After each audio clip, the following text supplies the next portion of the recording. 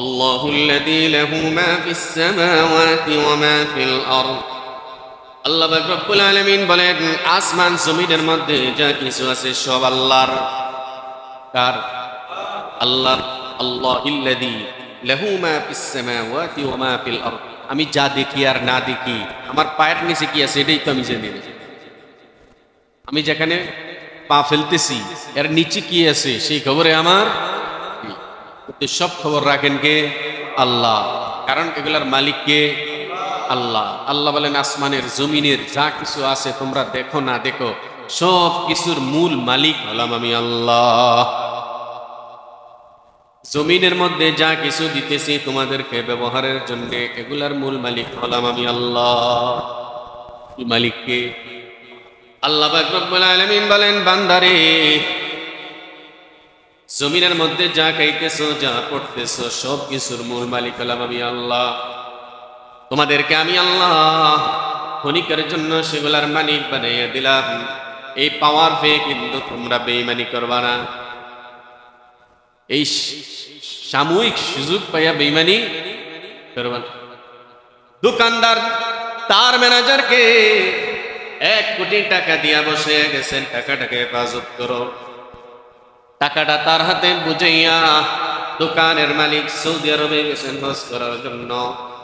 লিস্টি দিয়া গেছেন, ওরে আমার ম্যানেজার এই 1 কোটি টাকার 5 লক্ষ টাকা অমুক দোকানে দিবা, 5 লক্ষ টাকা আরেক দোকানে দিবা, 2 লক্ষ টাকা আরেক দোকানে দিবা, 10 লক্ষ টাকা আমার ঘর বাড়িতে খরচ করবা।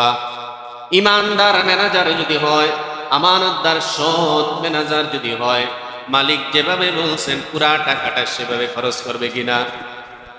পুরা টাকাটা ওইভাবে খরচ।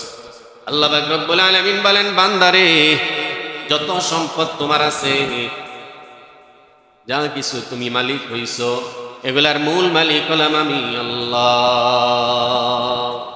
এই আমানত চন্দে রোজে নসদে মাস, দর হকীকত মালিকে হরশে খুদাস। আল্লাহ বলেন, আসল মালিক হলাম আমি আল্লাহ। তোমার কাছে আমানত রাখছি ম্যানেজারের মতো।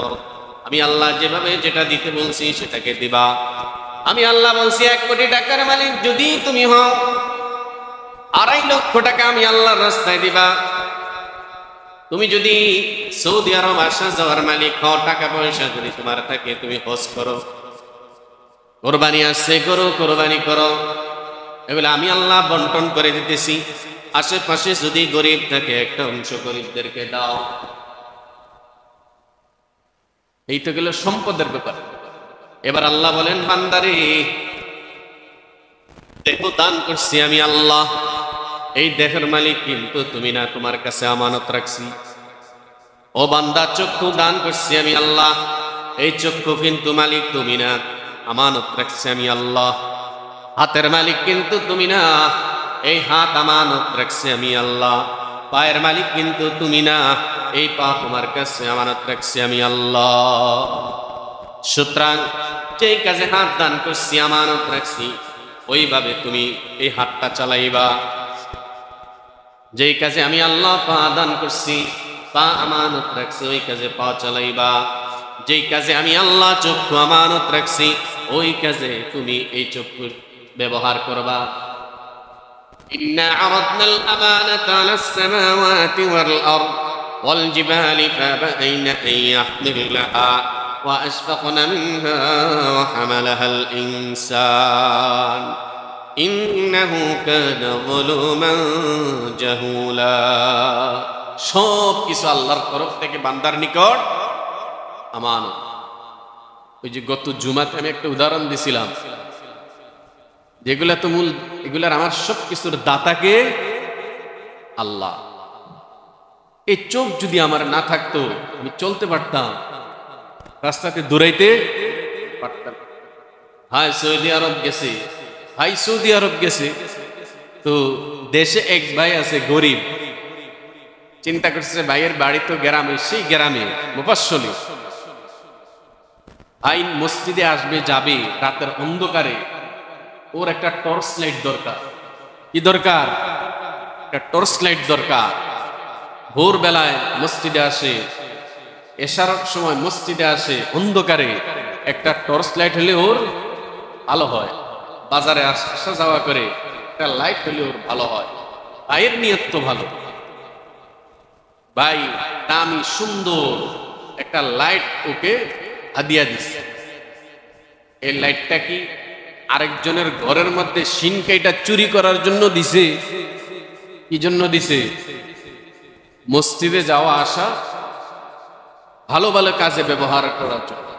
কিন্তু ভাই লাইট পাইয়া এখন মসজিদে আর আসে না, এটা দিয়া ব্যবহার করে মানুষের সম্পদ চুরি করে। আল্লাহ পাক রব্বুল আলামিন বলেন, বান্দারে চক্ষু দান করছি আমি আল্লাহ, এটা কিন্তু চুরি করার জন্য দেই নাই, এটা কিন্তু সিনেমার পোস্টার দেখার জন্য দেই নাই, এটা কিন্তু মোবাইলের মধ্যে বেগানা নারী পুরুষের দিকে নজর দেওয়ার জন্য দেই নাই। আমি আল্লাহ এটা দিছি শুধু জায়েজ জিনিসের দিকে নজর করার জন্য। তুমি যদি এটাকে নাজায়েজ জিনিসের দিকে নজর করো তাহলে কিন্তু তুমি আমানতের খেয়ানত করলা। যারা আমানতের খেয়ানত করবে, আমার নবী বলেন আয়াতুল মুনাফিকি সালাস, মুনাফিকের লক্ষণ হলো তিনটা। ইদা কাদ্দাবা হাদাসা ওয়া ইদা ওয়াআদা ওয়া ইদা তুমিনা খানা। তার কাছে যেটা আমানত রাখা হয়েছে ওই আমানতের যদি খেয়ানত করে, এই লোকটা যদি নামাজ পড়ে, রোজা করে, যাকাত দেয়, তারপরে সে সাচ্চা মুনাফিক।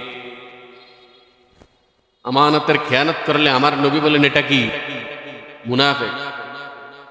ওয়া জাআমা আন্নাহু মুসলিমুন, মানুষ যদি ওকে মুসলমান ধারণা করে তারপরেও সে মুনাফিক। সুতরাং সব কিছু দিছেন কে? আল্লাহ। আল্লাহিল্লাযী লাহু মা ফিস সামাওয়াতি ওয়া মা ফিল আরদ।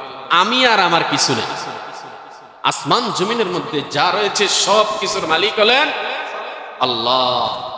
ওয়াইলুল লিল কাফিরিনা মিন আযাবিন শাদীদ। নাফরমানদের জন্য, কাফেরদের জন্য পরকালে অত্যন্ত ভয়াবহ শাস্তির প্রস্তুত রয়েছে।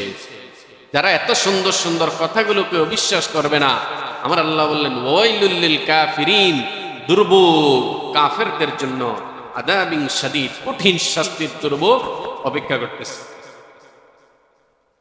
তো দেখেন, দুনিয়াটা আমাদের সামনে, দুনিয়ার মধ্যে মধু লাগায়া ছাড়া হয়েছে, চাকচিক্য করে দুনিয়াকে আমাদের চোখের সামনে দেখানো হয়েছে। সুতরাং দুনিয়ার মোহ, দুনিয়ার আকর্ষণ, এটা সৃষ্টিগত ভাবেই আমাদের মধ্যে কিছু থাকবে। একদম দুনিয়া থাকবে না এটা না। কারণ মানুষ, ওদেরকে তো আল্লাহ ইচ্ছা শক্তি দান করছে। ফেরেশতাদের মধ্যে কিন্তু দুনিয়ার কোনো মোহ নেই, কিন্তু মানুষের মধ্যে দুনিয়ার আকর্ষণ আছে। এখন সেই দুনিয়াকে যদি পিছনে ফেলে দিয়ে পরকালকে যদি উপরে উঠানো যায়, তারপরে মানুষ পরীক্ষায় পাশ করবে। আর যদি দুনিয়ার আকর্ষণকে জাগ্রত করে পরকালকে যদি বিসর্জন দেয়, তাহলে সে পরীক্ষায় ফেল মারবে। আল্লাহ তাআলা তো আমার নবীকে ওই কথা বলছেন, লা ইয়াগুররান্নাকা তাকাল্লুবুল লাযীনা কাফারু ফিল বিলাদ। হে নবী, এই কাফেরদের অট্টালিকা, বড় বড় বিল্ডিং, দামি দামি বাড়ি গাড়ি, এই সমস্ত জিনিস যেন আপনাকে ধোঁকার মধ্যে না ফেলে। আর এগুলা তো সাময়িক সময়ের ভোগ বিলাসের বস্তু। মাওয়াহুম জাহান্নাম, অতঃপর তাদের মূল ঠিকানা হলো জাহান্নাম। আল্লাহ তাআলা এই কথাটা কাকে বলছেন? আমার নবীকে, সাহাবায়ে কেরামকে। আর সেখানে আমরা, সুতরাং দুনিয়ার দিকে আমাদের আকর্ষণ এটা থাকবেই, কিন্তু দুনিয়ার আকর্ষণকে উপরে উঠাইয়া এটাকে প্রাধান্য দেওয়া যাবে না। এটাই হলো ইসলামের শিক্ষা।